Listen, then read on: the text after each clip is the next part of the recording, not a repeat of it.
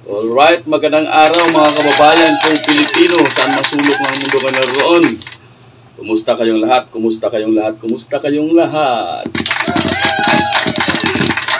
Ngayon lang ulit tayo nagkita-kita mga kababayan, sapagkat tayo ay nakakulong ng ilang buwan.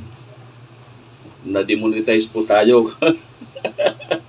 dahil sa sobrang pagmamahal natin sa ating dating Pangulong Rodrigo Duterte. Ayan. Ngayon mga kababayan, i-share ko sa inyo itong napakatinding speech ni Mayor Magalong sa kanyang pangampanya doon sa Baguio City, na kung saan ibinalita niya, ipinahayag niya sa ating mga kababayan na mga taga Baguio kung gaano katalamak ang korupsyon sa Pilipinas ngayon. At ang isa pa nating isi-share sa inyo ay ang komentaryo ni Attorney Topacio sa ginawang executive privilege ni Executive Secretary Bersamin. Ngunit bago yan mga kababayan, kung bago pa lang kayo dito sa ating channel, please like, share, and subscribe. At pakihit na rin po ng notification bell para updated kayo sa ating mga balita, komentaryo, at mga opinions. Okay, ito na mga kababayan. Una kong ibibigay sa inyo, i-share sa inyo itong nakakapanindig balahibong speech ni Mayor Magalong. Ito. Ng mga mamahaling lugar, akala mo walang sisita sa kanila. They are so bold, they're so brave, they're so courageous. Alam niyo ba kung sino itong mga sinabi ni Mayor Magalong? Kung sino itong, kung ano itong mga sinasabi niya na namimili ng mga mamahaling gamit, mga bahay sa Paris. Ito ay in-expose na ni Marlica nakaraang taon pa. Kung sino ito, balikan nyo na lang po yung mga vlogs ni Marlica. May natatandaan ako nito na isa sa pinangalanan ni Marlica, si Saldico. Yan, ang pinangalanan niya, hindi ako mismo, hindi ako. Napanood ko yan kasi araw-araw ako nanonood kay Marlica noon sa mga expose niya. Itong mga sinasabi ni Mayor Magalong ay dati niya na rin sinasabi. Dati na na-expose noong nakaraang taon pa. Tuloy natin ito mga kababayan. Na mamimili pa sila ng mga mahal na mansion dyan sa Paris. Ayan. Dupat sa 10-bedroom mansion sa mga napakamahal na distrito sa Paris, France. Grabe, no? Hindi pa yan. No? Mga ibang mga pag-aaring napakamahal sa buong bansa, pinagbibili na nila lahat. Yay. Sama-sama sila. Ngayon, tatahimik na lang ba tayo? Hindi ka tayo imig kasi anyway, kalakaran naman yan. Anyway, binibigyan naman tayo ng 5,000 pesos, okay na tayo, ayuda. Okay na tayo. Okay, sige, nakawin nyo na yung mga bilyon-bilyon na yan. Okay lang sa amin yan, basta bigyan nyo kami ng ayuda. Gimbo, pasok. Ang good governance ho ba, nakasama ho ba dyan yung ayuda?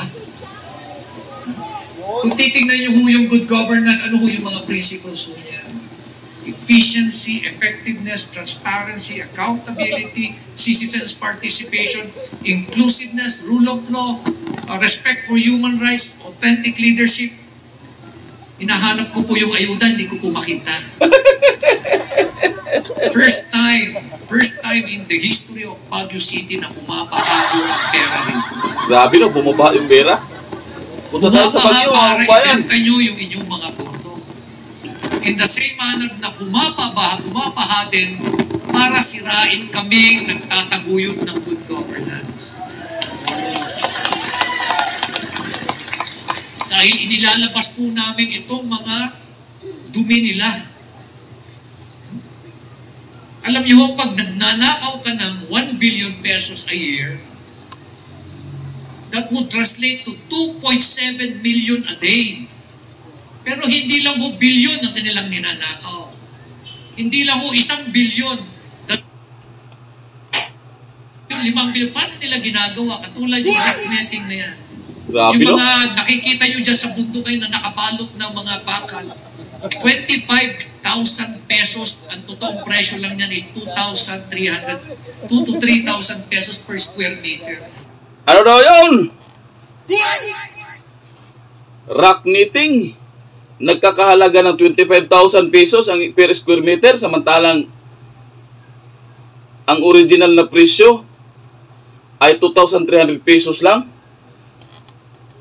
Gaano kalaki ang nabubulsa ng mga hinayupak ng mga congressman na ito? Narinig nyo ha mga kababayan, ha? Narinig nyo. Pakishare naman mga kababayan, pakishare. Mas mahal pa doon sa mga lupa ninyo. 25,000 pesos. Tingnan mo, is 1 square meter. Katulad yung nilagay dyan sa kalsada na ilaw. Ang presyo niya sa kontrata, 11,780 pesos. 11,720 pesos. When in fact, ang presyo lang yan is 1,350 plus 200 na installation plus 246 na tax, 1,800. Ibig sabihin, 9,900 ang ninanakaw nila. Bawat piraso, bilangin nyo lahat yung mga piraso nandyan. Grabe, cat's eye mga kababayan, ha? Mga cat's eye. Cat's eye, di ba yung ano, yung mga ilaw dyan na ano, yung solar na ilaw dyan na nakahilira sa kalsada, yung naglilinya sa kalsada, na bawat kada metro mayroong isang ilaw. 1,800 ang halaga. Naging 11,000. Ah, grabe. Woo! Grabe yan. Ano, pababayaan lang ba natin ito, mga kababayan? Isa bro, sa Marcos Highway, sa Quezon Road, lahat. Millions and millions po yan. Hindi pa sila nagsawa, sana sa gitna lang nila lalagyan. 10 meters sana, international standard, ginawa nilang 5 meters. Ginawa pa nilang 2.5 meters para mas maraming bilhin. Hindi pa yan, nilagyan pa nila sa kaliwa, nilagyan pa nila sa kanan. Grabe, no? How many pieces were gone? 7 million in Mindanao, 7 million in Visayas, 10 million in Luzon, 24 million pieces times 9,900, that's 237 billion pesos. Ang laki! Pinaghati-hatian nila.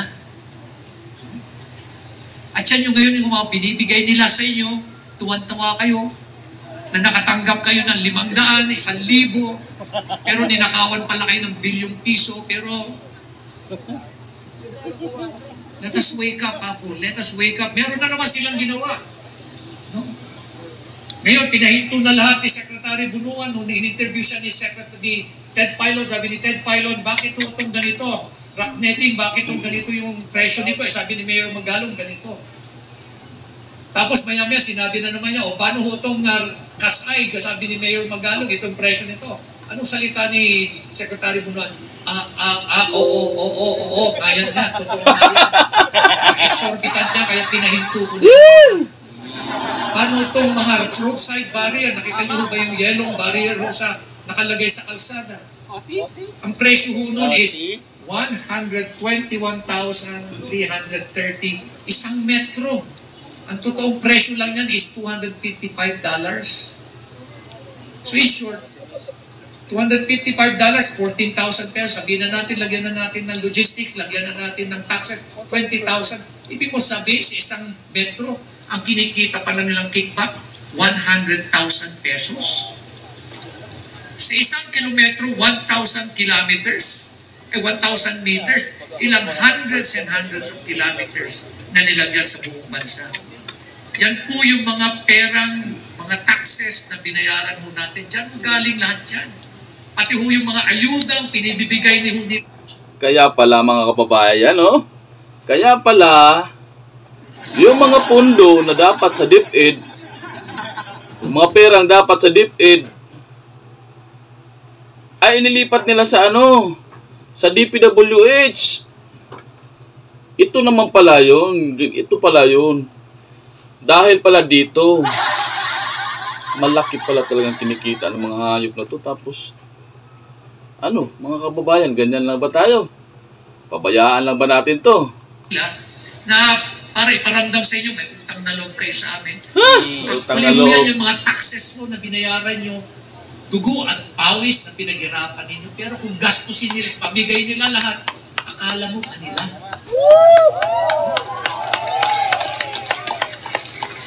Osi? Grabe, no?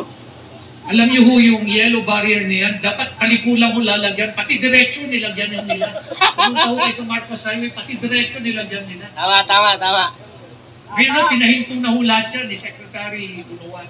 Kumita Pero na. meron tuloy-tuloy pa rin na nakikita ko ngayon uli na pinagkakakitaan nila. Yung solar lights. Nandyan ho ngayon yung mga solar lights. Alam niyo ba magkano presyo ng solar lights? 157,982,000 pesos. Ang presyo ho niyan is 40 to 46,000 pesos per pole lang. Ibig sabihin, sa bawat poste, ang ibinubulsa pala nila mga 110,000 pesos. Grabe na yan! Ano po yung mga taxes na pinaghirapan ho natin lahat tayo. Ngayon, pipikit na lang tayo, ay bigyan nyo kami ng ayuda, iboboto ka namin. Ganun na lang ho ba tayo mag-isip sa Baguio? Kakaiba ho tayo sa Baguio. Please, for the sake of our children, nagita apo tayo apo, let us fight for what is right. Huwag tayong padadala. Please, this is the legacy that we can pass on to the next generation. Barya lang napupunta sa taong bayan, no? Grabe apo, untold, unbelievable. I was just talking to Mr. Ramon Ang of San Miguel. Sabi niya, galing ko lang sa Malaysia. I was talking to some of the businessmen there. I was inviting them to come to Baguio, to the Philippines to invest. Sabi nila, we don't want to invest in your country because there's so much corruption. Ha? Real talk. Real Ang talk tanong sa sila. kanila sa kanya is, what is happening to your country? Oy, bangag! Narinig mo yon? Nakakalungkot isipin. No? Ganun na ang tingin sa atin. Kung nagtataka kayo, sino sa mga senator ang nagsasalita tungkol sa corruption? Can you give me a name, please? Wala. Rapitol po. Sino sa mga congressman na nagsasalita tungkol sa corruption? Wala. Itong Marcoleta. Pwede pa si Marcoleta. Pwede pa, di ba? Congressman Marcoleta, sino pa? Si Brother Yadi Villanueva. Siguro meron pa. Isipa, pwede. Meron pa. Sa mga governor, meron ba kayo naririnig na nagsasalita? Sa mga mayor, sino nagsasalita? Sino pa ho? Vico Soto. Crisel Lagman of Albay. Pero anong nangyayari sa amin ngayon? So much money is being poured to destroy us. No? Baliwala lang doon sa mga nagnakaw yon. Yung malilit. Barya lang sa kanila yon. No? Para lang manira lang. Katulad yung ginagawa ni Rito sa Baguio. Nag-hire sila ng mga taxi drivers. Matagal na pala nilang hinire yung mga taxi drivers. Sabi nung isang nakuha natin na isang kausap natin taxi driver. Pati senior citizen, kinutsaban na rin nila. Pati bata na rin, tinuruan na rin nilang magbigay ng fake news. Senior high at junior high. Ganun na ka-immoral ang sistema. Are we not a character city? Di ba? Ang sabi nung taxi driver pagsakay, scripted, sustained, deliberate. Ma'am, kumusta ho? Ano tingin nyo sa election dito sa Baguio? Ay, yan ho, kay Magalong ho yan ho, yung good taste. Kay Magalong po yung Parkway, kay Magalong ho yung, yung mga taxi na yan, kay Magalong ho yan. Negosyante. Yaman mo pala, Alam niyo Magalong. yung mga taxi na binabanggit, 2018, inapprovean na po yan. Alam ho ng mga ating mga councilor dito, 2018, it was approved. Hindi pa ako mayor ninyo. It was approved by the Traffic Management Working Task Force. well represented po yung ating local government by the head of the Committee on Transportation. I know nothing about taxi business. Yung Parkway, mismo ho, sabi ni Attorney Ed Avila, wala akong pakialam mo si Magalong dito sa Parkway because he is the chief legal of Parkway. It is owned by Mr. Fernando Chong. And it is also owned by the doctors. Finally, Good Taste. Ngayon, lumalabas ngayon yung chismis, tinutukan ko raw yung baril yung may-ari ng Good Taste. Pinamahan na nga sa inyo. Kung kasama ba ako, nabili ko yung Good Taste, Pinamahan sa inyo eh. tututukan ko ba siya ng baril? Pangalawa, totoo ba yun? Mabuti na lang, meron pala kaming video. So nangyari. At kitang-kita doon talaga, pinakita ko na sa ibang mga media. Alam niyo kung anong nangyari nung March 14, naabutan ko siya doon sa likod ng City Hall. At ang sinabi ko sa kanya, alam mo, attorney, all you have to do is tell the truth. Ganun lang ho sinabi ko sa kanya. Tell the truth. Bakit niyo ako'y dinadamay dyan sa business niyo? I do not know your family. I do not know your father. Grabe, I never transacted business with you. Bakit niyo ako'y dinadamay niya? Bakit pag tuwing tatanungin yung mga tao mo, kay Magalong ba to? Sasagot ng mga tao mo, no comment? No? Tama ba yun? Sinanay naman eh. Kaya nasigaw-sigawan ko siya. At then, umalis ako, na galit ako. At sinabi ko sa kanya, you know, I've been fighting for you, kayong mga bata. And that's the reason why I am under threat now. Tinuturo ko yung baril ng tao ko doon sa likod ko. Kasi sabi ko sa kanya, dali mo na lang yung baril dito sa likod. Para at least kung ako'y may banatan man lang ako, at least makalaban man lang ako ng kahit konti. I do not fear for my life, but I fear for the life of my wife, my family. Paano ko sumakay sila? At binanatan na lang ako dyan. Ganyan ho, kahirap ang pakikipaglaban ho sa Grabe, no? aksyon.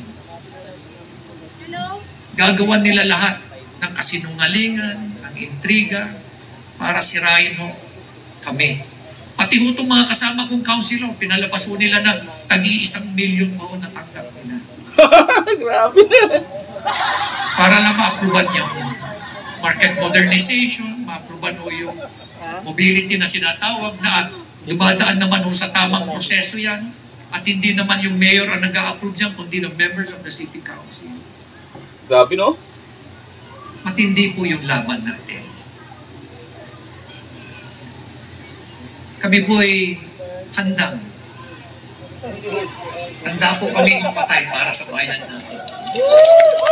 Grabe, no? Ang ganda na sinabi nito ni Mayor Magalong. Handang mamatay para sa bayan. Ayan dapat, mga kababayan, ang ating sinusuportahan. No? Nakakapanindig balahibo talaga yung kanyang inamin, no? Sobrang sobra-sobra yung corruption. Magkano yung kinikita ng mga hinayupak ng mga congressman dyan sa unang-una yung cat's eye. Magkano yung cat's eye? 9,000 ang kinikita. Ang tinutubo per isang cat's eye. Ilang milyon yan? Ilang milyon yan ang makikita natin sa kalsada. Siyempre, ilang kilometro yan. Grabe talaga. Sumusubra na talaga sila ng hayop na yan. Tapos, ang mga Pilipino sobrang gutom. Kaya mga kababayan, kung ano ba ang nasa isipan nyo ngayon? Pababayaan lang ba natin na ganito lang ang mangyayari? Mga kababayan, ganyan lang ba tayo? Ganito lang ba tayo? Pababayaan lang ba natin yung ating gobyerno, ang ating mga pinili na mga leader para hot-hotin, ubusin ang lahat ng laman ng kaban ng bayan?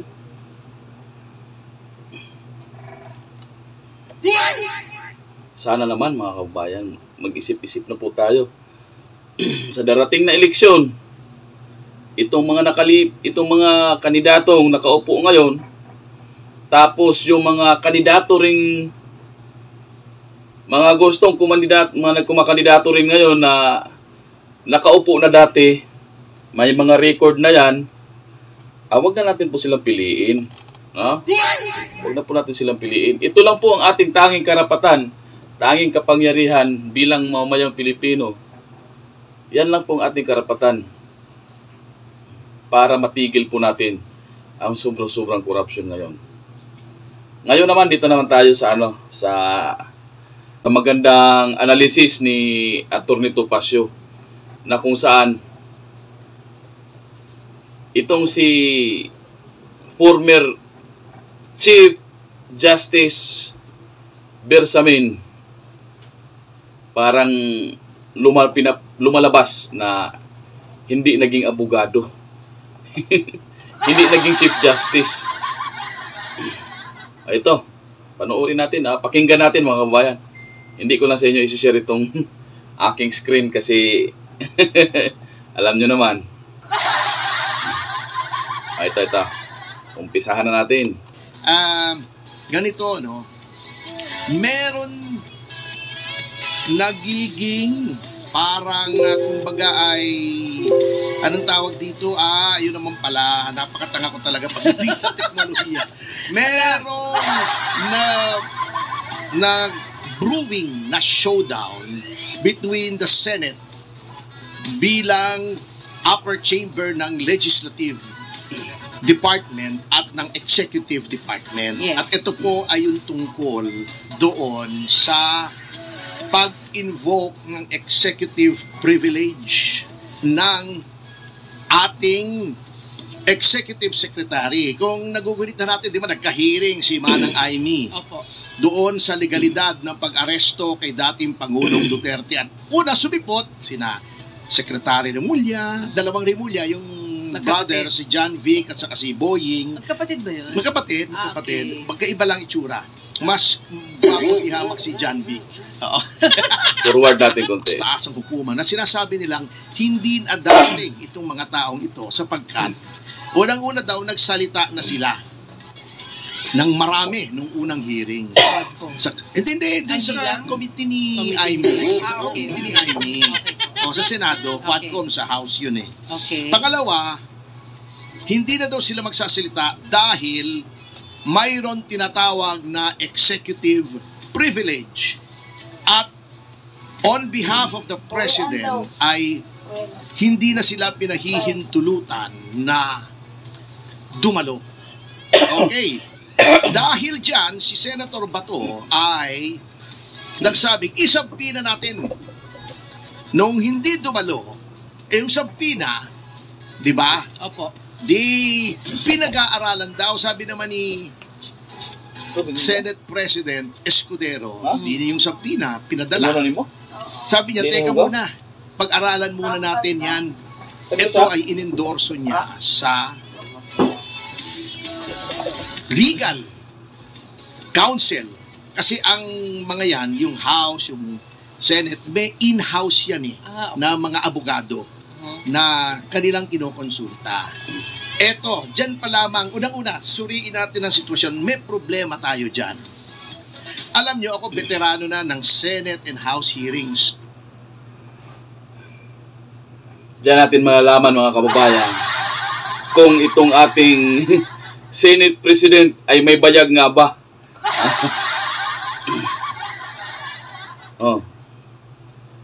Pakinggan nyo kung may bayag nga ba itong ating Senate President pakinggan nyo. Hindi lang yata 7 Senate and House hearings ang natindan ko, matitindi pa.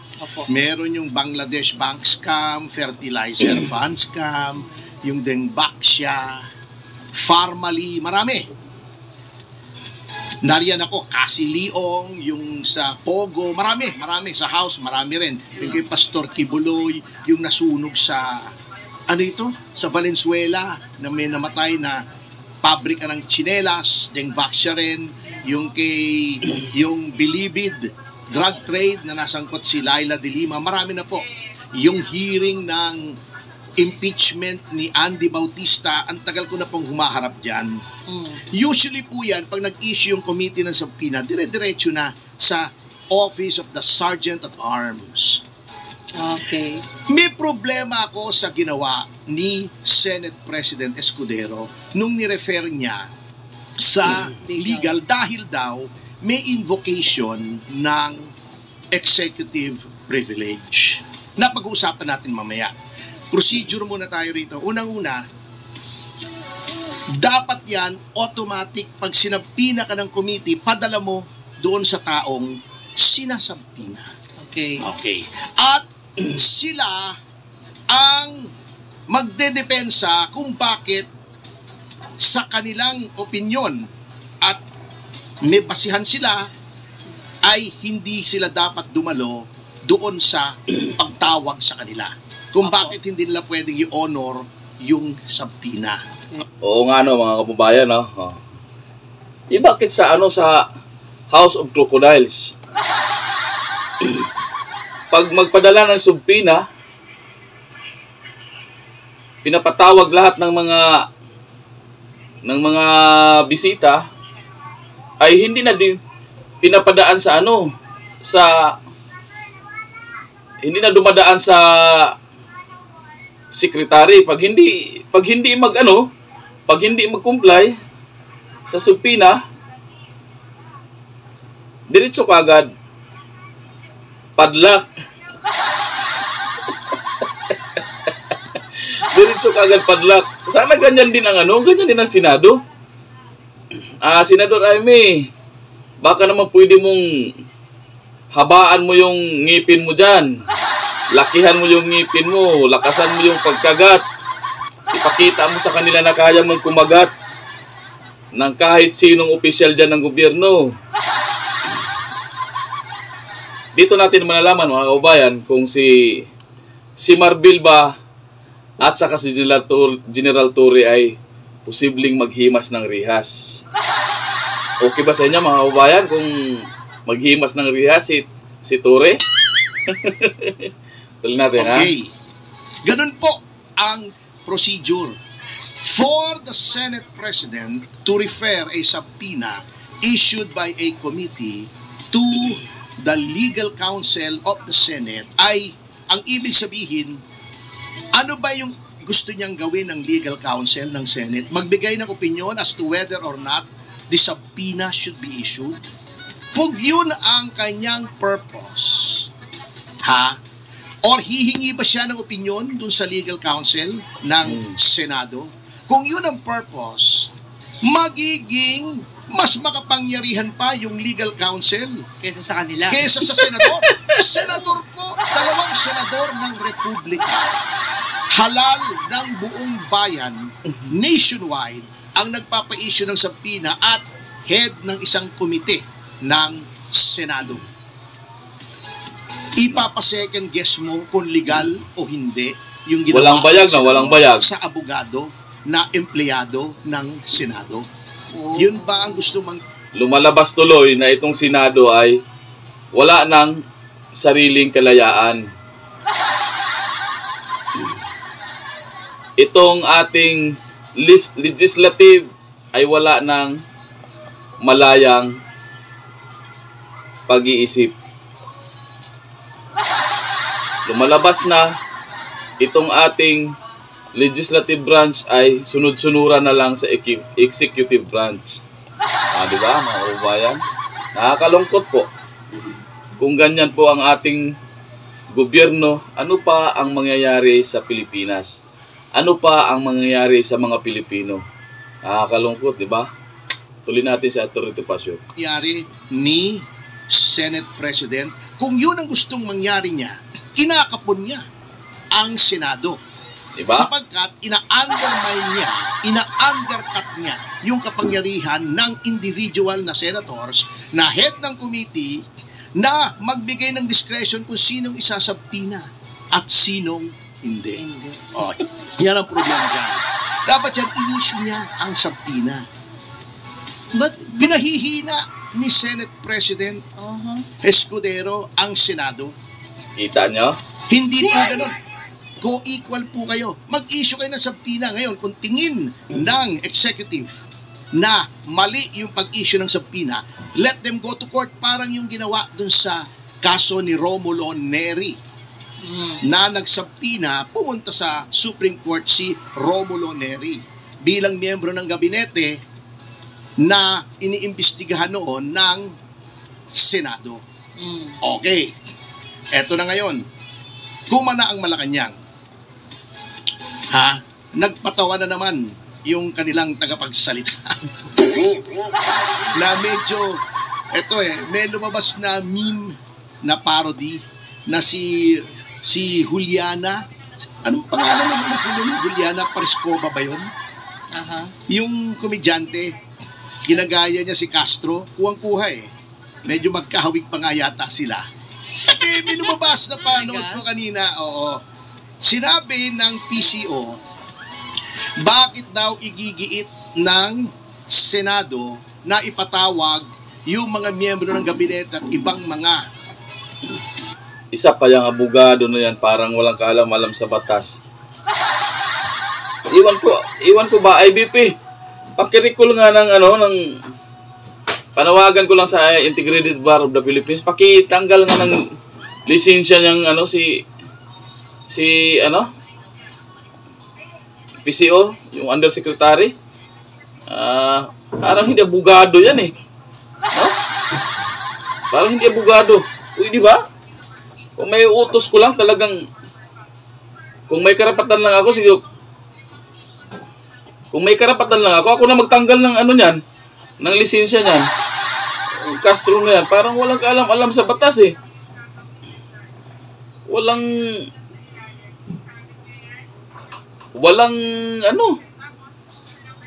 kung magsalita, akala mo walang, grabe naman talaga. Kaya, IBP, pakiusap lang. Ngayon, dito mga kababayan, fast forward na tayo. Fast forward. Fast. Ano bang fast yan? Anong fast? Nakalimutan. Nakaraan? Fast forward tayo mga kababayan. Dito, pakinggan natin yung conclusion natin Attorney Topacio. Kung saan ipapamukha dyan sa atin na itong Executive Secretary na si Lucas Bersamin ay lumalabas na walang kaalam-alam sa batas. Parang hindi naging Chief Justice ng Pilipinas. Dito. Pwedeng mag-apply yung executive privilege. Okay. Tignan natin kung pasok. Kasi ang nangyari, hindi sila sumipot. Opo. Yun pa lamang, mali na po. Kasi nilagay dito, hindi pwedeng sabihin na hindi na sila sisipot. Ayun. Yun Dapat sumipot sila, sinasabi nga dito Yung desisyon sa Neri, hindi pinagbabawal na ipatawag na muli. Yan. Ngunit, kailangan, pag may mga tanong, specific na tanong, doon i-invoke ang executive privilege. Pero attorney, medyo ganon pala ang ibig sabihin ng executive privilege. Ganon pala ang ibig sabihin ng executive privilege, mga kababayan. Katulad ng sinabi niya, Attorney Topacio, hinihalimbawa niya pa ang isang mag-asawa. Halimbawa daw na itong lalaki ay umuwi ng madaling araw. Tinatanong ng kanyang asawa, saan ka galing? Bakit lasing ka? Pag sinabi daw ng lalaki na, ay wala kang pakialam. Hindi po yun sakop na executive privilege. Yun ay pagwawalang bahala. Yun ay pagpapakita ng pagiging yung pagiging mataas, pagbabaliwala sa kapangyarihan ng iyong asawa.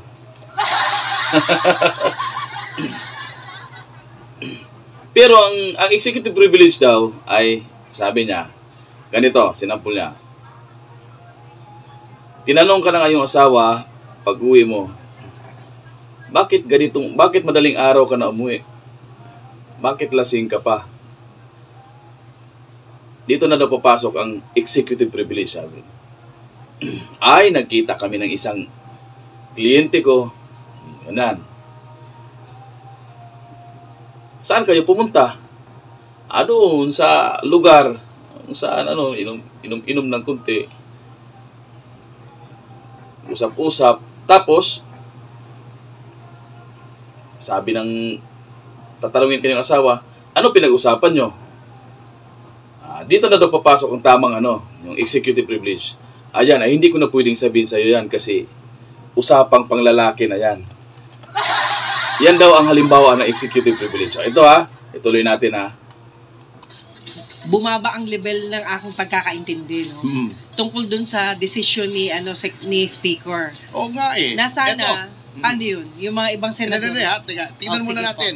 Yun bang tinatanong ni Manang Aimee tungkol sa pag-aresto kay Pangulong Duterte ito ay may koneksyon, may kaugnayan sa negosasyon sa pagitan ng Republika ng Pilipinas at isang pamahalaan, isang state o isang estado o ibang bansa? Unang-una, wala po.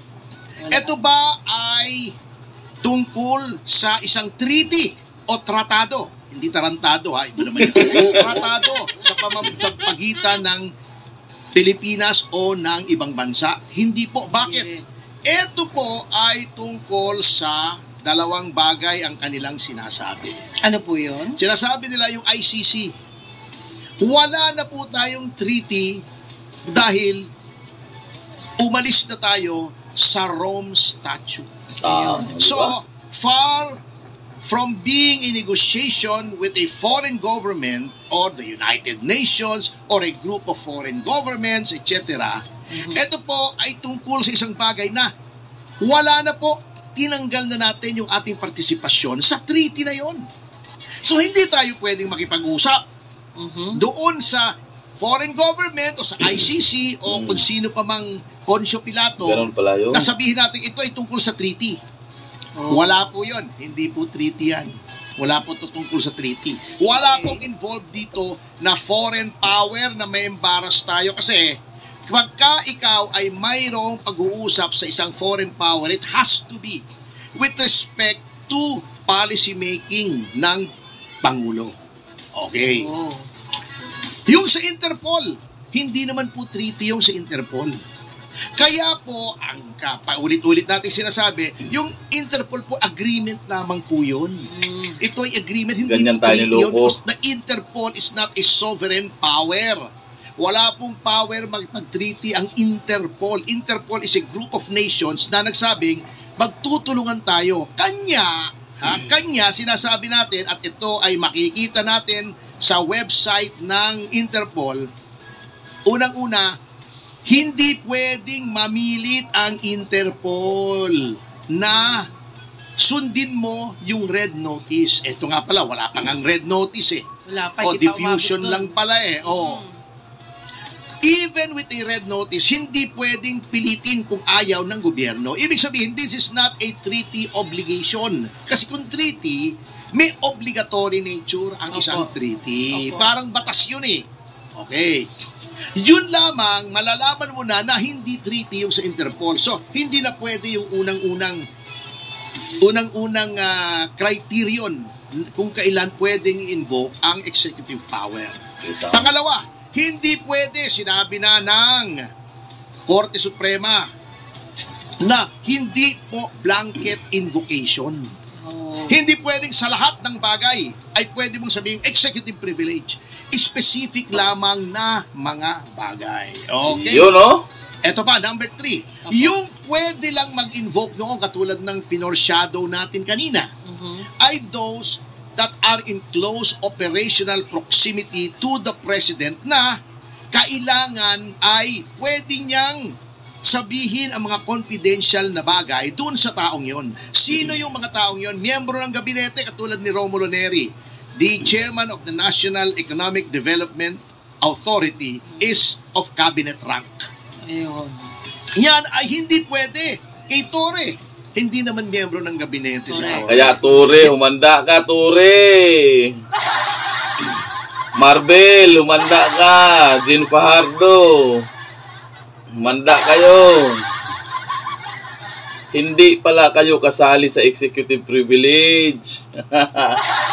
Hindi pala pwede maging blanket ang executive privilege. Humanda kayo, humanda kayo. Yan hindi pwede kay Marbil. Hindi rin. Ang Chief PNP has the rank of Director 4 ng sa hierarchy dun sa plantilla. Opo, ng PNP. Director 4 lang ang ranggo ng Chief PNP. Marami lang pribilehiyo. Opo. Okay. Number 4, this is about policy, not the implementation of policy. Kasi may policy na eh. Correct. Ano ang policy? Umalis na tayo sa ICC. Sinabi ni Bongbong, hindi tayo babalik sa ICC. The Yung pala policy has been set. Implementation na lamang to ng batas. Wala pong, there is no such executive privilege pagdating sa implementasyon ng batas because the President and the cabinet members as executive officers ay mayroong interes ang publiko kung paano nila pinapatupad ang batas, kung ito bang pagpapatupad nila sa batas ay maayos o hindi. Yan. Okay? Okay. Ito ang comparison yan. Although hindi perfect analogy, syempre, bago tayo Ito na. Opo. Mag-asawa kayo. Yan. Dumating yung lalaki, lasing. Madaling araw. Sasabihin ng asawa niya, "Oy, saan ka galing?" Yung ginagawa ng gobyerno, sinasabi niyang executive privilege, wala kang pakialam. Oh. Hindi pwede yun. Okay. Ito ang invocation ng executive privilege kung ihahalin tulad natin sa mag-asawa. Dumating yung asawa, lasing. "Oy, saan ka galing?" "Ay, kasama ko yung isang kliyente." "Saan kayo pumunta?" "Pumunta kami doon sa restaurant sa BGC." "Anong ginawa nyo?" "Nag-inuman kami habang dinidiscuss yung kaso." Okay. Anong diniscuss nyo tungkol sa kaso? Hindi na kita pwedeng sagutin dyan kasi may lawyer-client confidentiality na yan. Yun ang tamang invocation ng executive privilege. Hindi mo pwedeng sabihin, wala kang pakialam, wala akong sasabihin sa'yo, tulog na ako. Gawin mo sa asawa mo yun. Kita nyo, di ba? Yan. Kaya humanda ka na, Ture, Marbel, Fajardo. Yung iba pang nakisawsaw, umanda na kayo, ha? Kaya yun, mga kababayan, maraming salamat sa inyong panonood. Sana'y nakakuha rin kayo ng ideya. Ako, konti lang nakuha kong ideya kasi inaantok ako eh. Kulang kasi ko tulog. Kaya, yun lang, maraming salamat mga kababayan. Don't forget to like, share, and subscribe sa ating channel.